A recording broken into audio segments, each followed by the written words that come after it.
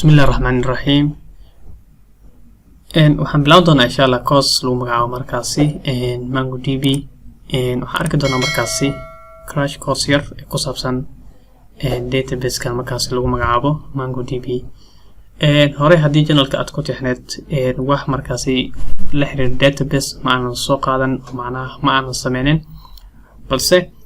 waxaan ka bilaw doonaa maanta insha Allah MongoDB ayaan isla baran doonaa MongoDB maxay tahay MongoDB sida tahay magaca ka aragtaba waa database wana kamid markaasi database-ka waxaan arki doonaa horta inta course-kana ku jirno waxyaabo kala duwan oo markaa ay kamid yihiin maxay tahay markaasi MongoDB maxay tahay sidoo kale waxaan arki doonaa waxaan barbar dhiganaa laba shay oo caan ah markaasi SQL iyo NoSQL labadaas barbar dhigi doonaa insha Allah waxaan kale arki doonaa markaasi waxyaabo kale markaasi oo lagu magacaabo collections-ka ayaan arki doonaa waxaan sameyn doonaa in computerkeena markaasi aan ku shubno ama soo download gareeno MongoDB iyo waxaan arki doonaa waxyaabo kale markaasi oo la xiriira qaabkaas markaas ayaan wax u wadeena insha Allah ugu horreyn hadii aan ka bilaabno markaasi maxay tahay MongoDB MongoDB sida aan soo sheegay waa nooc kamid ah marka database-ka nooc kamid ah database-ka marka laba ay u qaybsamaan si guud ahaan waa SQL iyo NoSQL labadaas ayaa loo qaybiyaa markaasi SQL waa naqaana oo waa relational database-ka waa database-ka oo horay aan u isticmaali jirnay anaga waxaan ka kamid ah tusaale ahaan MySQL kamid ah SQL Server kamid ah Postgres kamid ah iyo kuwa kale kuwaas marka waxa loo magacaabaa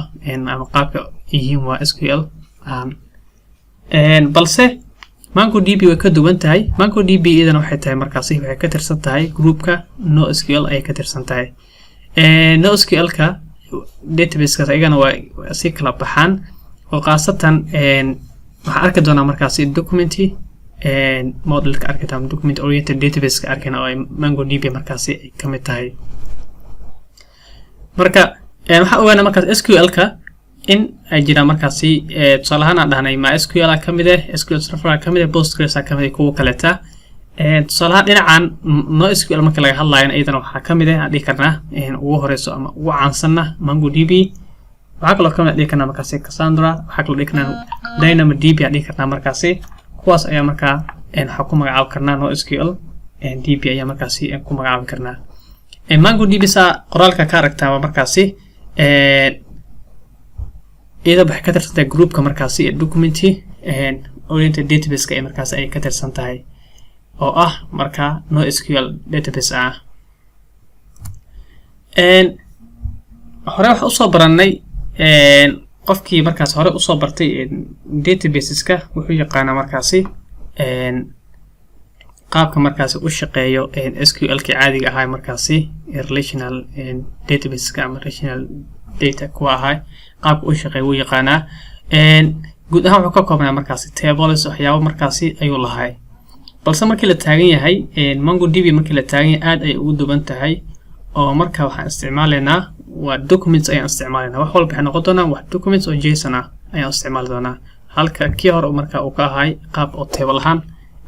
u shaqeyn jireen qofkii markaasi yaqaano ama soo isticmaalayba database-ka relational database-ka caadiga ah iyo markii la taagan yahay NoSQL-ka waxyaabo yar ku kala duwan yihiin terms yar ku kala duwan yihiin waxa kamid ah markaasi guud ahaan magaca way ka sameeyeen oo database ayaa lagu magacaabaa balse meel ku kala duwan waxa kamid tables-ka ayaa kamid ah SQL-ka markii la taagan wuxuu dhahaa markaasi table ayuu dhahaa macnaha table ayaa markaasi database uu ka kooban yahay qaabka ay dhaana balse markii la taagan yahay NoSQL-ka ama MongoDB waxa dhaana iyadana collections waxaan markaasi collections aan leenahay marka hadii aad taqaanid SQL caadi ah waxa isku dhax qasay marka tables markii xagga adiga taaganta waxa leedahay table balse marka aad taaganta markaas MongoDB ama NoSQL marka taaganta waxa leedahay collections magacaas ayaa markaasi lagu magacaabaa dhanka kaleeta row ayaa dhahnaa markaasi datadii markaasi gal leh table-ka row ayaa dhahnaa markii la taagan yahay dhanka kaleeta SQL-ka balse markii la taagan yahay dhinacan kaleeta NoSQL-ka ama MongoDB waxa dhahnaa markaasi document ayaa dhahnaa markaasi ku magacaabnaa sidoo kale waxaa jira waxyaabo kale markaas aan dhahno column ayaa sheegnaa marka la taagan yahay SQL caadiga balse inta waxaa dhahnaa markaas fields ayaan dhahnaa waxyaabahaas ay ku kala duwan markaas magacyadaas ay ku kala duwan yihiin sidoo kale waxaa aragnaa markaas qaabka u qormayaan labadaba isku format ma soo aragnaba SQL-ka ama dhinacaas SQL-ka qaabka ay u qoran yahay oo meesha ka muuqda dhanka bidix ah saaragtaanba waa qaabkii tables-kii wixii isku xirmi lahaayeen structure-kaas qaabkaas ayuu sameysmaa markaasi laakiin markii la taagaya MongoDB waxaan ku soo sheegay document oo based way marka iyada qaabkan ay u qormaysaa saaragtaanba wax dhan waa JSON marka qaabkaas JSON-ka camal ay u qormaysaa waa JSON-ka caadiga ahay oo aan naqaanay ay u qormaysaa markaasi oo wax walba leh object-igi leh markaasi arrays-ki leh iyo markaas nested markaasi objects-ki arrays-ka lahay wax walba markaasi leh marka qaybtan waxay noqon doontaa insha Allah hordhac yar iska noqon doontaa qaybeen xigna markaasi aan ku arki doonaa markaas iyadoo aad u faahfaahsan oo qaybta xigta markaas aan ka bilaaw doono insha Allah inaan computerkeena ku shubno MongoDB aan soo dejino qaybta inta ayaa ku joojinaynaa fadlan hadduu ku caawinayo videoska like comment share subscribe inta samee mahadsanid